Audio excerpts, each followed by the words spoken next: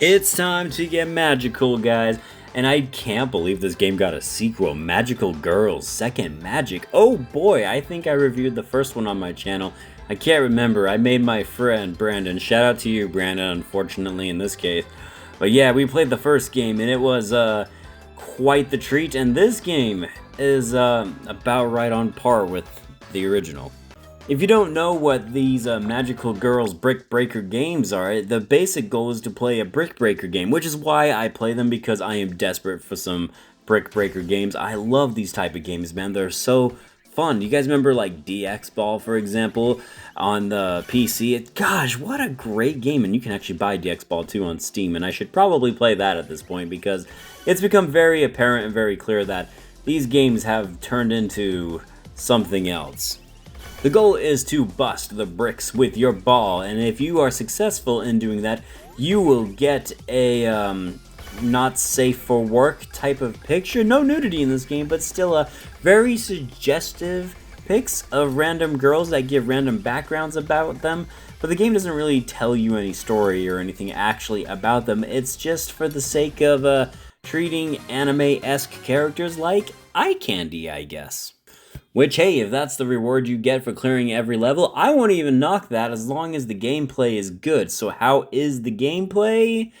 Yeah, it's not so great.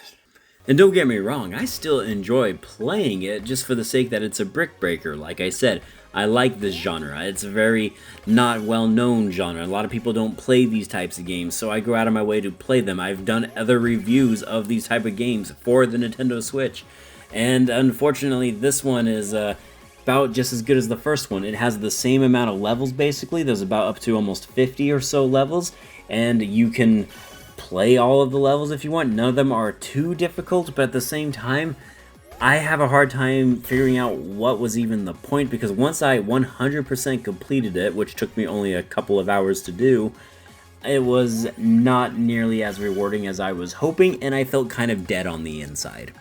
You see, the weird thing about this game is just the way it approaches all of it. If you look on the screen here, you'll notice that it completely cuts off 50% of the actual screen, and it's basically filled with your life and a pause button, your high score. All of the stuff could have been mitigated, and they could have made the level structure bigger. One thing that I did find that was a plus in this game, and maybe the original had it, but I don't remember, was it has this thing called the bound attack, which do you ever get in a brick breaker game where you're just trying to hit that one brick and for whatever reason it's in a weird angle and you're having a difficult time to do it? Well, the bound attack, you can initiate it and it basically blows up, and anything caught in its little initiation will take damage. The bricks will take damage, and that can definitely save you some time and provide a different fun strategy that you would get playing a brick breaker type of game. I actually really like that feature, and I want to see that kind of more in brick breaker games going forward, just maybe with brick breaker games that are a little bit more creative than this and make it a more meaningful reward other than, you know, looking at anime girls in scantily dressed clothing. And as per par of all brick breaker games, you know, you're gonna get your power-ups like the catch, or sometimes you'll get the power-up that gives you multiple balls that you can hit to do more damage and stuff like that. You'll also have to dodge occasionally because some power-ups will just straight up hurt you a life, and I don't mind any of that. Like I said, I just feel like all of it though is just so limited, from the size to the structure, even the level design. None of it is very inspiring, and none of it is very fun, and due to the fact that there's only 40 to 50 levels and only so many girls, let me tell you, oh boy, I'm so excited about that. But just due to the nature of it being such a small game, it just leaves you feeling, like I said, a little dead inside, because you want a very good brick breaker game, and this game unfortunately isn't quite that.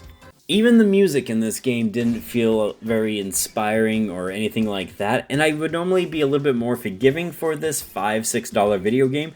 But then they tack on about $10 extra worth of DLC so you can play a few more stages with a few more magical girls, and I did not buy that, by the way, because I just felt like it wasn't worth the money. If the gameplay was fun, if the brick breaker gameplay was just honest to goodness fun for me, and I was having a lot more fun than I would have anticipated, I might have forked over the extra cash. But unfortunately, all of the stages kind of just fell flat and didn't quite do it for me.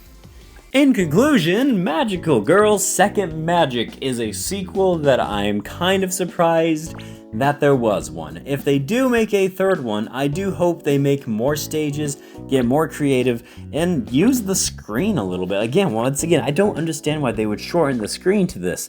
I mean, that just doesn't make any sense to me. But anyways, let's talk about the letter grade now. A being the best, F being the worst, and Magical Girl Second Magic is getting a D+. I couldn't decide between a D and a D+.